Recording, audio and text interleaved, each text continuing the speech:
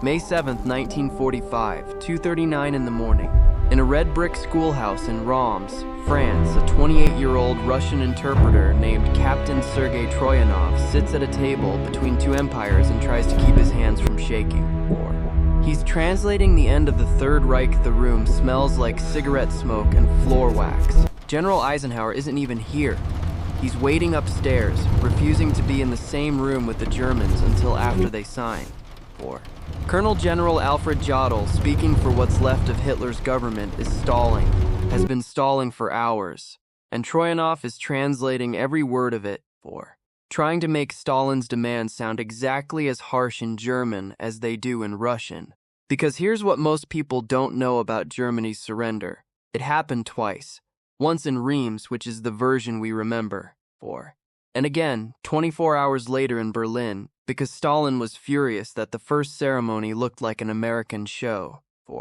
This is the story of those 48 hours in May 1945, and the color footage that documented the end of the war in Europe. If you're interested in more stories like this, I dig into a new forgotten chapter of World War II every week. Subscribe if that sounds worthwhile. Let's back up 6 days, May 1 ST, 1945, Adolf Hitler is dead. Blown his brains out in a Berlin bunker while Soviet shells turned the chancellery above him into rubble. The man who took his place, Grand Admiral Karl Dönitz, is operating out of Flensburg in northern Germany with a government that controls almost nothing. Dönitz knows the war is over. Everyone knows the war is over. But he's still trying to play for time, still hoping he can surrender to the Americans and British while keeping his forces fighting the Soviets in the East. It's a fantasy. Eisenhower has made it crystal clear. Unconditional surrender on all fronts simultaneously, or the bombing starts again. But Dönitz keeps stalling.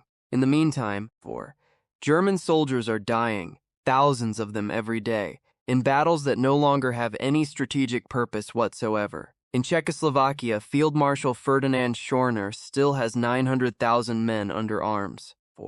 In the Courland Pocket in Latvia, 180,000 Wehrmacht troops are cut off and still fighting. In Norway, 350,000 German soldiers are waiting for orders that aren't coming. And all across Germany and Austria, millions of civilians and soldiers are running west, trying to cross the lines and surrender to the Americans before the Red Army catches them. May 4th, 1945, Lüneburg Field Marshal Bernard Montgomery accepts the surrender of all German forces in northern Germany, Denmark, and the Netherlands. The ceremony takes place in a tent on a windy heath south of Hamburg. Montgomery makes the Germans wait outside in the rain before allowing them in to sign. He wants them to feel it. A British camera crew films the whole thing. The footage is in black and white, grainy, formal. The Germans sign. Montgomery doesn't shake their hands. It's over in 15 minutes, but it isn't finished. Not yet, because Montgomery only had authority over his sector. The Americans are still fighting in Bavaria and Czechoslovakia. The Soviets are still killing Germans in Berlin and Vienna and Prague. And Dönitz is still running what he calls a government from Flensburg, still pretending there's something left to negotiate. Eisenhower has had enough. May 5th each, 1945, Reims Eisenhower sends a message to Dönitz through German General Hans-Georg von Friedeburg. Send someone with full authority to sign an unconditional surrender of all German forces on all fronts. Or I will seal the Western Front and let the Soviets do whatever they want with every German soldier and civilian caught on the wrong side of our lines. It's a bluff, but Dönitz doesn't know that. He sends Colonel General Alfred Jodl, chief of the Wehrmacht operations staff, one of the men who'd been with Hitler in the bunker until almost the end. Jodl flies to Reims on May 6th with instructions to keep negotiating. To buy more time, to try once more for a separate peace with the West. He arrives at the Reims schoolhouse, a 3-story red brick building that's serving as Eisenhower's forward headquarters, at 5 p.m. The Supreme Headquarters Allied Expeditionary Force. It's a former trade school. There are still educational posters on some of the walls. Roll modern photos of the Reims building. Now a museum. Jodl is shown into a second-floor classroom where the negotiations will take place. Waiting for him are General Walter Bedell Smith, Eisenhower's chief of staff, and a Soviet liaison officer, General Ivan Susloporov. 4. Also present, interpreters, staff officers, and a few carefully selected journalists and photographers. And here's where the color footage begins. Two people are filming in color on May 6th and 7th in Reims. 4. One is an Army Signal Corps cameraman using 16mm Kodachrome film. The other is Lieutenant Colonel Merrill Redmuller, working for the SHEF Communications Office with a Bell & Howell IEMO camera. 4. The footage they capture is the only color film of Germany's surrender. Most people have never seen it. For decades it sat in archives. 4. Occasionally used in documentaries but never given the prominence of the famous black and white stills from the ceremony. What the color adds is immediacy. In black and white, the surrender looks like history. Formal, distant, 4. Complete. In color, it looks like Tuesday, like something that happened to real people in a real room that you could walk into. The wood of the tables is brown. Jodl's uniform is Feldgrau, that greenish-gray the Wehrmacht used. 4. The flags behind the tables are actually red, white, and blue, not just shades of gray. It makes it harder to keep the war at a comfortable distance. May 6th, the negotiation Jodl tries to negotiate. For hours. 4. He proposes a 48-hour delay before the surrender takes effect, ostensibly to get word to all German units, actually to allow more German soldiers and civilians to escape Soviet territory. Smith says no. 4. Jodl asks if German forces can surrender only in the West. Smith says no, unconditional surrender on all fronts simultaneously, or nothing. Roll, photos of Jodl. Smith, Susloporov. Jodl sends a message to Donitz in Flensburg. 4. The other side insists on simultaneous surrender to all the Allies. Do I have authority to sign? The response doesn't come for hours. Jodl waits. The interpreters wait. Captain Troyanov, the young Russian translator, 4. will later say that Jodl looked like a man at his own funeral. Not grieving, just going through the motions, waiting for it to be over. At 1:30 a.m. on May 7th, the telegram from Donitz finally arrives. Full power to sign. 4. Jodl adds one request. He wants it in the official record that the German people and armed forces are now at the mercy of the victors. Smith allows it. It's meaningless. 4. But it gives Jodl something to tell himself. That he objected, that he made clear this was being done under duress, that history would remember the Germans didn't surrender willingly, as if that matters now. 2:39 a.m. May 7th. 4. 1945, the signing takes place in the war room on the second floor. It's a rectangular chamber, maybe 40 feet by 25. A large map of Europe covers one wall, covered in pins and markings that are now obsolete. 4. Flags of the United States, Great Britain, the Soviet Union, and France are mounted behind the tables. The color footage shows Jodl entering the room in his uniform, his face blank. He looks tired. He's 55 years old. 4. He's been awake for most of the last 3 days. General Smith signs first for the Western Allies.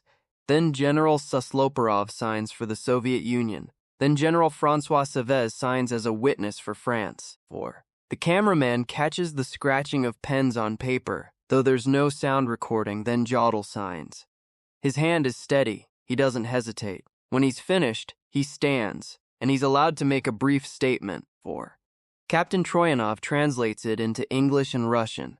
With this signature, the German people and the German armed forces are, for better or worse, delivered into the hands of the victors. 4. In this hour, I can only express the hope that the victor will treat them with generosity. No one responds. There's nothing to say to that.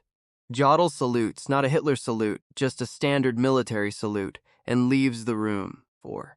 General Smith walks upstairs to Eisenhower's office and reports. The mission of this Allied force was fulfilled at 0241, local time, May 7th, 1945. Eisenhower, 4.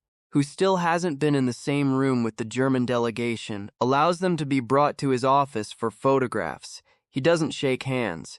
He asks Jodl through an interpreter. 4. Do you understand the terms of the surrender document you have signed? Jodl says yes. You will be held responsible if the terms are violated. Jodl says he understands, then Eisenhower orders them out of his headquarters. 4. A British Army driver later remembered taking Jodl and the other German officers back to their airplane. Nobody spoke. One of the Germans was crying, but trying to hide it.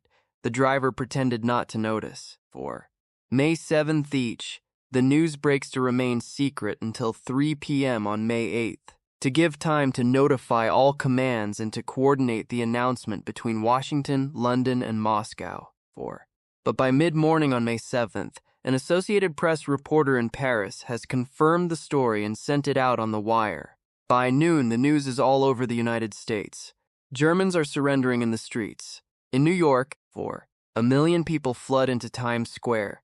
President Truman has to move up his official announcement. In Germany, the reaction is different May 7th each. Pilsen, Czechoslovakia, the U.S. 4. Third Army liberated the city of Pilsen the day before. An Army cameraman with Special Film Project 186, one of the units documenting the war in color, films the celebration on May 7th as the news of the surrender spreads. 4. Thousands of Czech civilians pack the main square waving American flags. Some are weeping. Some are laughing. Some are doing both. The color footage captures something the black and white images don't. The flowers. 4. Red and white carnations, bouquets of them, handed to every GI in sight. The women's dresses, the first bright clothing they've been able to wear in 6 years. The Czech flag, red, white, 4. And blue, suddenly everywhere, pulled out of closets and attics, where it's been hidden since 1939. And in the background, barely visible in some of the shots, German prisoners of war being marched out of the city under guard. 4. Their faces are blank. Some of them are very young, 15, 16 years old, wearing uniforms too big for them. The Czech crowds don't cheer them, don't jeer them either, mostly. Just watch them go in silence. 4. 6 years is a long time. May 8th, 11:01 p.m. the ceasefire takes effect across Europe. In some places, the shooting stops exactly on time. Officers checking their watches, ordering their men to hold fire at 23:01 precisely. 4. In other places, it peters out gradually as word spreads. In a few places, it keeps going for hours because nobody's gotten the message, or because someone decides they have old scores to settle in the last minutes of the war. 4. By midnight, its quiet author Erich Kästner, watching from Tyrol, writes in his diary, "The radio stations have ceased broadcasting. It is quiet here." 4. The only sound is that of cockchafers, those little armored insects flying headfirst into the illuminated window. In London, Winston Churchill broadcasts to the nation, "The German war is therefore at an end." 4. Hostility will end officially at 1 minute after midnight tonight, but in the interests of saving lives, the ceasefire began yesterday to be sounded all along the front. The evildoers now lie prostrate before us. In Washington, 4. President Truman tells the American people, "This is a solemn but glorious hour. I only wish that Franklin D. Roosevelt had lived to witness this day." In Moscow, Stalin is preparing a different ceremony. 4. The second Führer Stalin is furious about Reims. Furious that the surrender was signed in Western Europe in an American headquarters, with a Soviet representative who looks like an afterthought in the photographs. 4. Furious that the Western Allies announced it before consulting him. 4. Furious that General Suslopurov, the Soviet liaison officer who signed the Reims document, exceeded his authority by signing anything without Moscow's explicit approval. 4. Suslopurov will be recalled to Moscow and his career effectively ended. He's lucky that's all that happens to him. Stalin demands a second surrender ceremony in Berlin, in the Soviet sector. 4. With full Soviet control of the proceedings. The Western Allies agree, partly because they promised the Soviets would have equal status in the surrender. 4. Partly because nobody wants to fight Stalin over symbolism when the war just ended. May 8-9th. Berlin Karlshorst. The ceremony is held in a former Wehrmacht officers' club in Karlshorst, a suburb of Berlin. 4.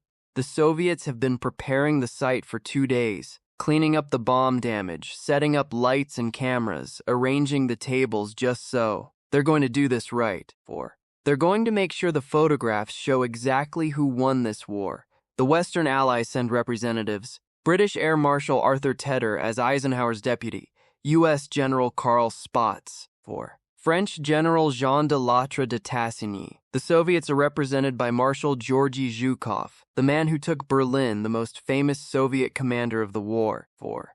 The Germans send Field Marshal Wilhelm Keitel, chief of the Wehrmacht High Command, senior to Jodl, a man whose signature will carry more weight in German eyes. Keitel arrives in full-dress uniform with his field marshal's baton. 4.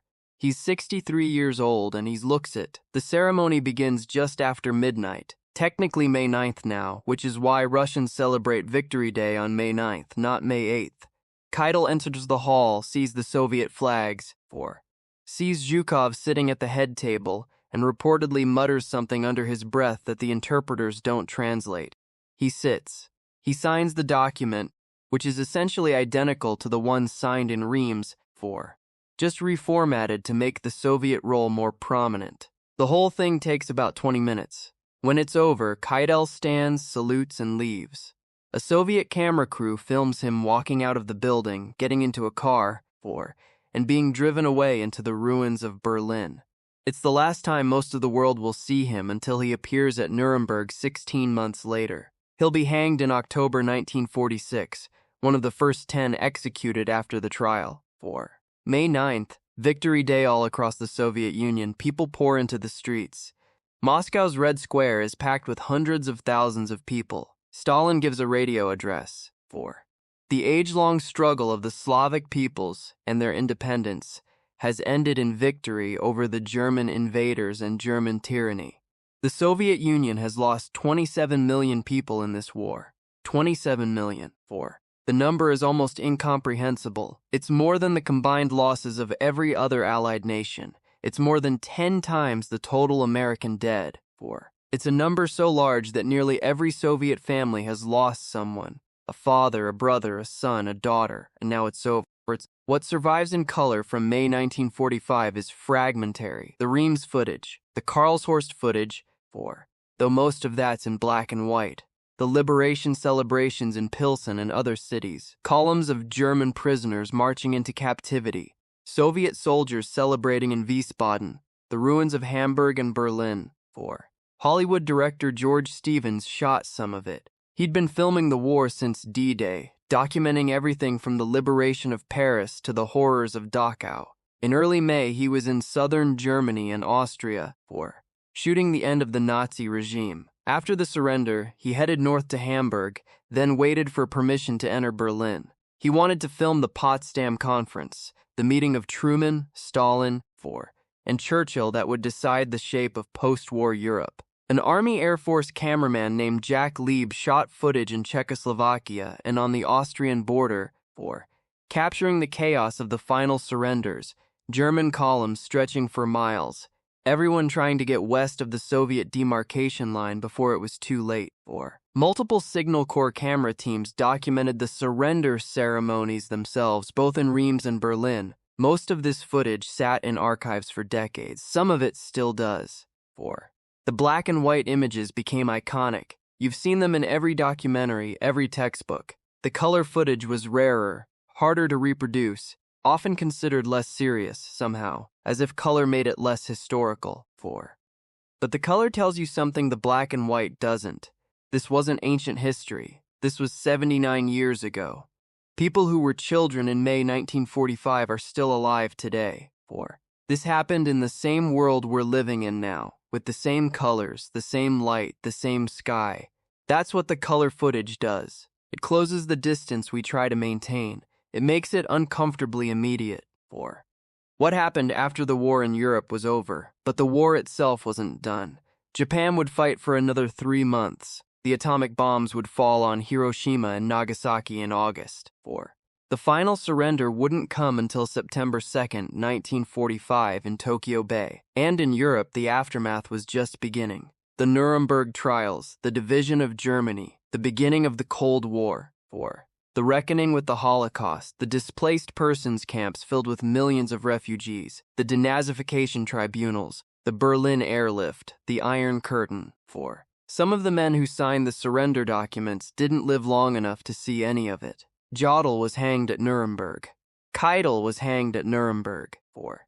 Hans Georg von Friedeberg, the admiral who first came to negotiate with Montgomery, killed himself with a cyanide capsule on May 23, 1945. While in British custody, he left no note, 4. General Susloparov, the Soviet officer who signed at Reims, survived, but his career never recovered from Stalin's displeasure. He spent the rest of his life in minor posts never mentioned in official Soviet histories of the war. 4.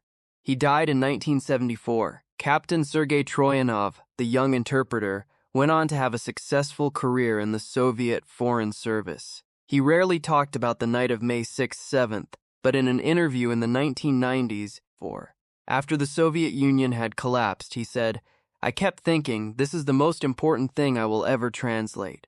And all I wanted was to not make a mistake, to get every word exactly right, because it mattered." It all mattered so much, George Stevens made it to Berlin in July. He filmed the Potsdam Conference. He filmed the ruins of Hitler's bunker. He filmed the beginning of the occupation.